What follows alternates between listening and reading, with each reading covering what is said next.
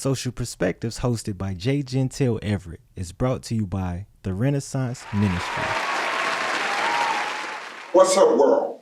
Welcome to Social Perspectives. I'm J. Gentile Everett.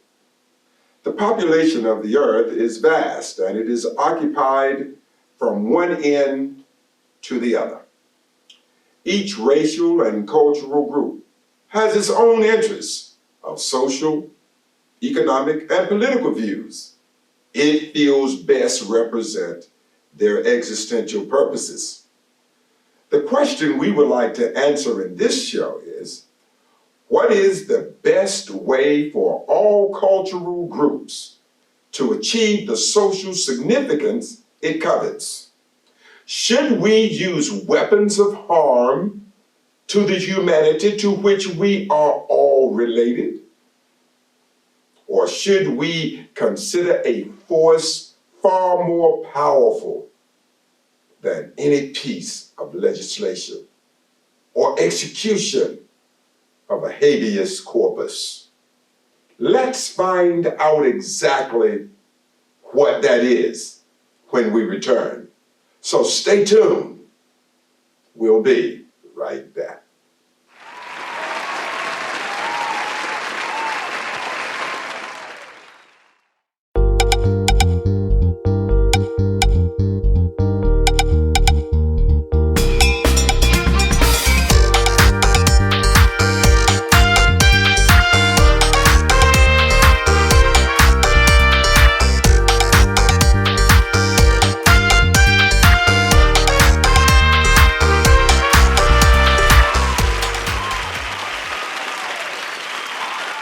Welcome back. The legacy of race and race relations are tied to a long history. Its history is not just written in books or articles, but also as a part of the entertainment industry. We see films and plays recounting some of the darkest moments of our history. These alluring films are filled with the cinematic grandeur that brings glitter and glamour to the images portrayed on the big screens all across America and beyond. But there is something else that many times we miss, and that is the oral tradition part of some of that history that has occasionally been reinterpreted and attached to the existence of those who lived through it. Sometimes the pain of the past perhaps led many to leave out the full weight of the anguish, while other times those stories of old and those events may have been embellished and augmented for purposes that were not revealed. Anyway, all events that are preserved to be shared at a later time can easily become distorted and misremembered. We all have been told about events of our cultural history by those who reared us, and I feel certain their goals were wholesome and their intentions were impeccable. However, we must understand too that sad news and awful experiences shared without balancing it with something positive can lead the listener to a dark place in their thinking about other races.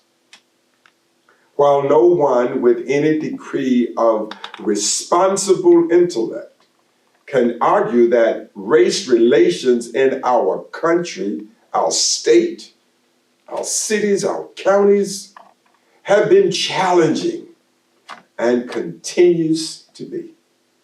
But I caution everyone to not get caught in a totally negative mode of thinking, particularly when that thinking gives rise to racial pessimism amid the injustices, amid the ugliness of hate.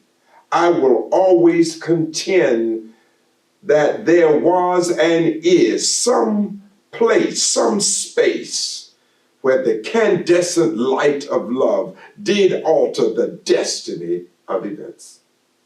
It does not matter how horrible the experiences any of us may have had from any social group. We should not permit those past tumultuous moments of hate to paint negatively the future experiences that we will have from the same racial group. If racism is ever going to approach some semblance of end, there must be a concerted effort on the part of all of us to change. If any of these conditions apply to any of us, maybe we should revisit our thinking. Let's consider, number one, if the lineage of the oppressors would or could relinquish some sense of preferential entitlements, and the lineage of the oppressed would or could seek to embrace forgiveness of the yesteryear struggles, maybe and perhaps we all could move forward toward a more perfect union within the humanity of God. This is not easy, for passions and emotions are high in virtually all humans for one reason or another. But if we are to have a more expanded outlook, or if we had a more inclusive interest in all of the beautiful creatures crafted by the hands of a loving God, we could surely put a huge dent in the petitions of racial indifference. And we could see a world emerge in a new light. I want you to know, it's my greatest responsibility to do all I can to leave the world better than I found it. Each of us is called to accomplish that in a variety of ways, primarily based on our own natural abilities and our skill sets. But the objective is the same for us all. Let's make the world better instead of more bitter. Let's use our passion and our righteous indignation to push the agenda of peace. Let's not allow our passion and our righteous indignation to be the enemy of our love. They can and must coexist in a harmonious balance for us to appreciate those who think differently than we do. It's necessary for us to do this so our motives and our aims are laser focused on making the overall living conditions for the next generation more progressive, more enlightening, and genuinely more tolerant for all people. This is the only world we have. We cannot recreate it. We can make it more beautiful if we are willing to reflect that beauty in our everyday lives. We can and we will. Stay tuned. We'll be right back.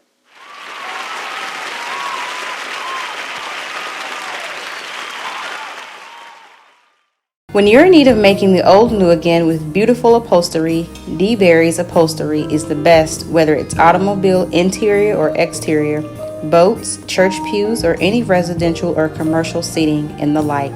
Look no further. D. Berry Upholstery's got you covered. Call D. Berry's at 910-276-2265 and experience new again.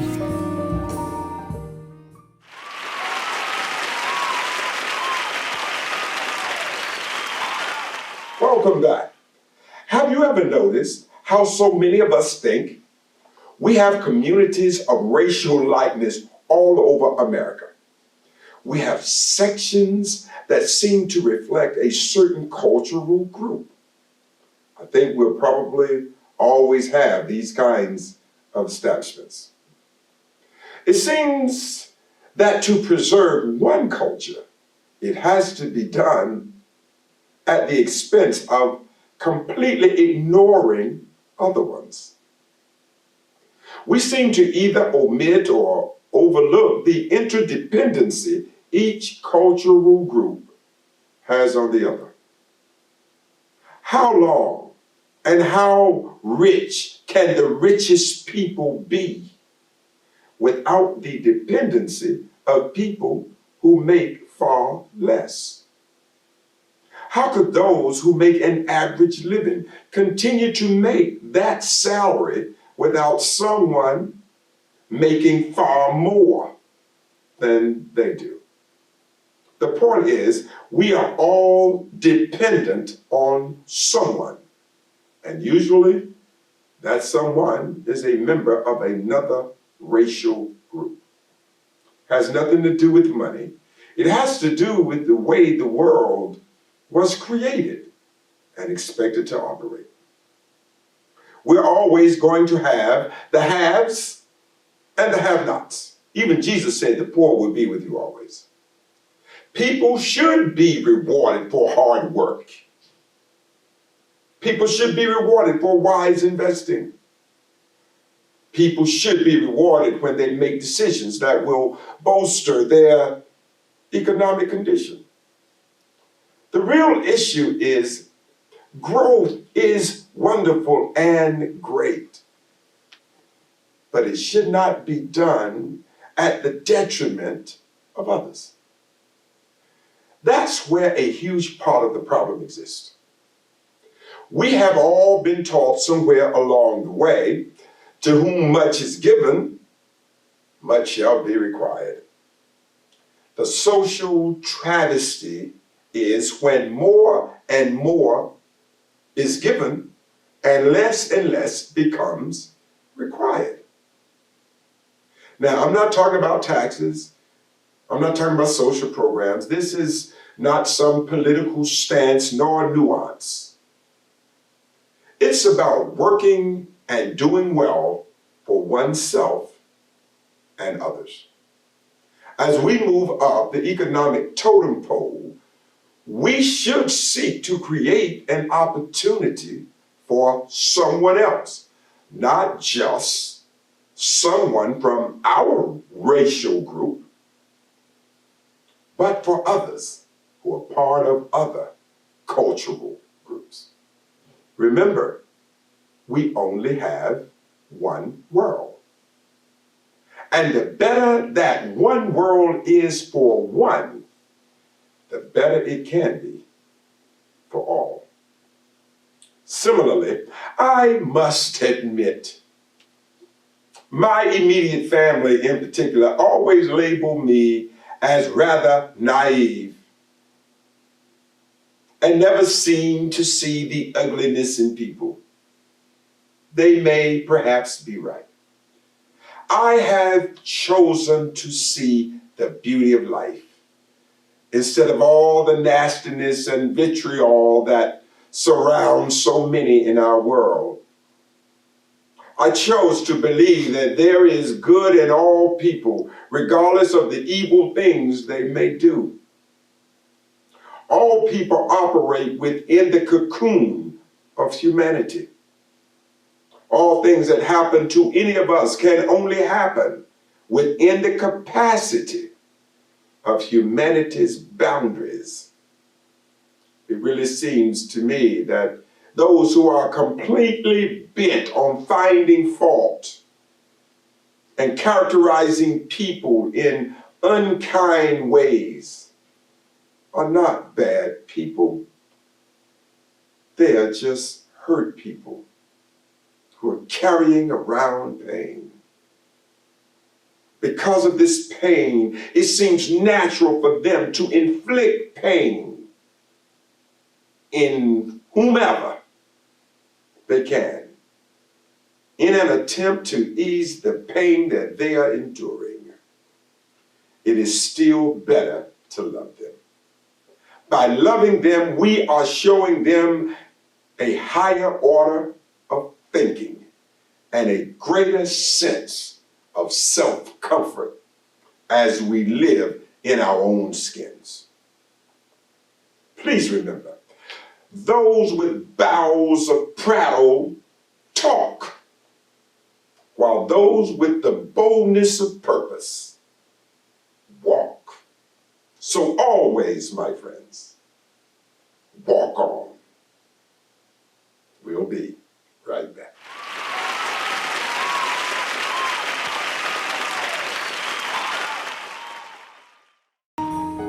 Hunger has never been more satisfied as it is when it tastes like the delicious Southern cuisines from the Clinton Inn. Here, flavor is never compromised and palate satisfaction always meets the expectation. The weekly buffet features all of the special dishes to which we have grown accustomed. Come dine with us on Tuesdays, Thursdays, Fridays, and Sundays starting at 11 a.m. and enjoy a scrumptious meal at the Clinton Inn in Laurinburg, North Carolina, where food has never tasted so good.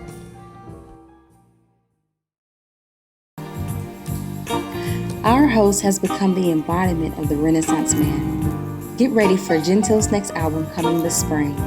From candlelit jazz to R&B, the smooth minister musician is redefining spiritual approaches in reaching people for Christ. He is personifying love as a centerpiece for ministry, and when love is real, it's because God is present. He can and will do all the rest. Get ready this spring for Renaissance Gentile to show us that God is never boring. His ways are not our ways, so never knock what you do not yet understand.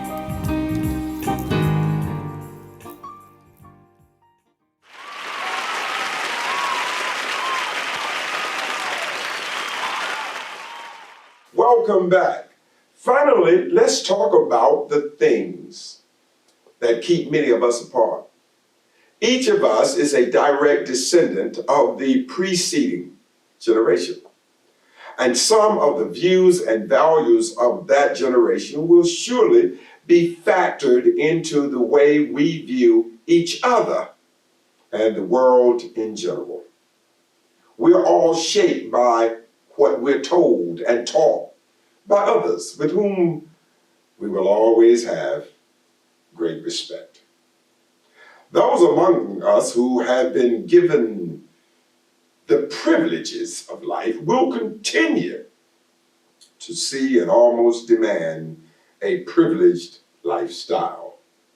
Conversely, those who are plagued with poverty and anger will, in many cases, seek to assume a lifestyle of congruence with that experience. The word I think which best describes this situation is propinquity. Propinquity simply means we are likely to embrace an action because we are so close to that kind of engagement. For example, if we are constantly around profanity, it is more likely that we will become users of profanity. And this applies to alcohol, drugs, church, college, religion, and etc. I mention this because there are those among us who believe that they are entitled to certain comforts, special favors, and breaking the rules. And it's okay to break the rules because they're just used to the rules being broken to accommodate their interests. While there are others who are not a part of that privileged group. They understand that life has always been a gargantuan challenge, and trusting people should never be an option because everyone is against them. These social dichotomies of thought create divisions in the way we think of each other. It is as if all of us must try to fight for or protect our social and economic turn. What is really amazing about all this is we'll soon leave it all behind. Then I guess it would be the next generation's turn to continue to do what we did, which was basically the same thing that was done by the generation before us. But I stand, and I don't mind stating, I am committed to the idea that there are better angels among us, and the dark clouds of separation are passing. There is, without question, a newness of thought with respect to racial and social differences. It's refreshing to see the television of today presenting different images of how races are blending into beautiful, viable families. What I find particularly progressive is the ugly conversations that have existed in so many homes where there has always been a monolithic race, and they would engage in speaking negatively and pejoratively about other races. That will have to subside, because many of the married couples now are from different races. There are some, I'm sure, will have great difficulty with this progressive idea and the progressive ideas about marriage and dating in general, particularly when it comes to blended families. But the world is saying, get used to the new world order. This generation is saying no to the old stereotypes of skin color. They're saying no to casting people to preconceived ideas of the past. This generation is saying no to social limitations, and skin color should not be the measurement of personal quality.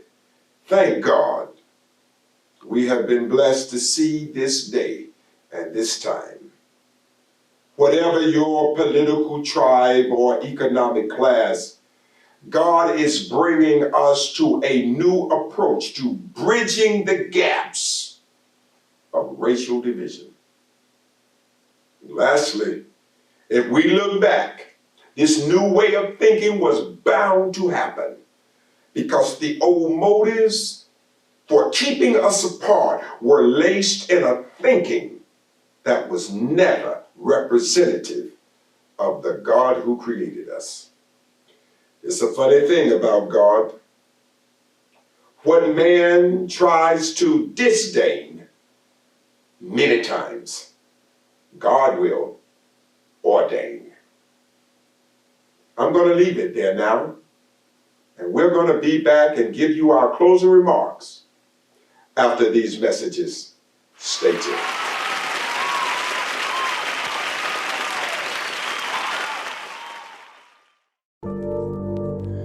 Double Vision RT and Bostic Films are proud to announce that they are currently accepting applicants for various roles for the movie Three Rams and a Hubcap, written by best-selling author Gentile. Please feel free to visit the website at 3ramsandahubcap.com for more information and view methods of submitting your interest. Again, visit 3 Rams and a Hubcap for more information. The producers are standing by.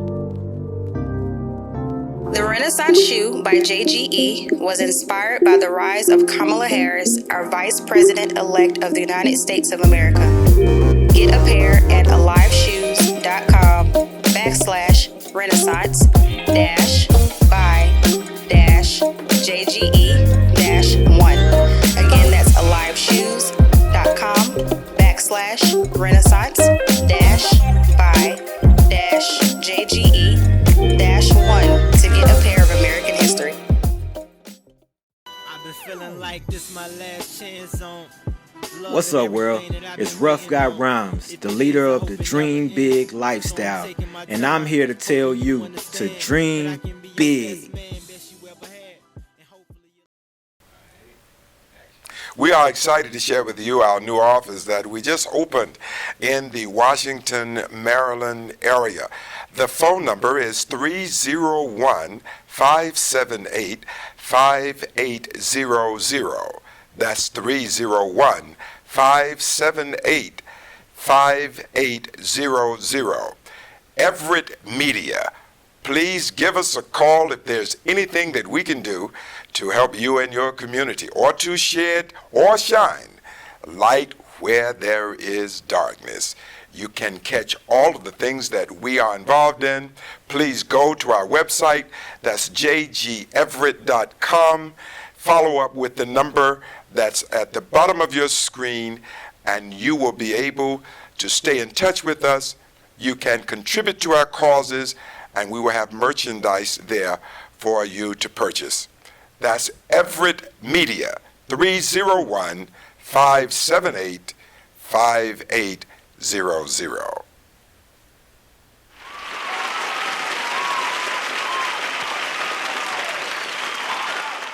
I want to thank you for joining us for today's program. We ask all of you to please support our effort as we try to share the message of love and to get it around the world. Please help us with your gifts. You can Cash App us.